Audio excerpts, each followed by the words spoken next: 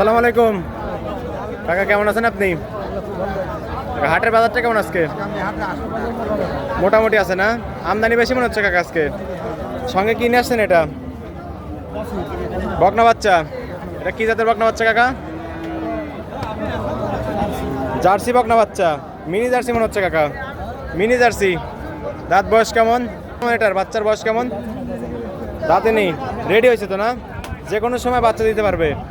দাম চাচ্ছেন কেমন এটার? 70,000। দরদাম কি হয়েছে কাকা? দরদাম হয়েছে? কত বলছে? 55-56 বলছে। আপনি কত হলে ছাড়বেন? 60,000 হলে ছেড়ে দিবেন। ঠিক আছে কাকা, ভালো থাকবেন। আসসালামু আলাইকুম।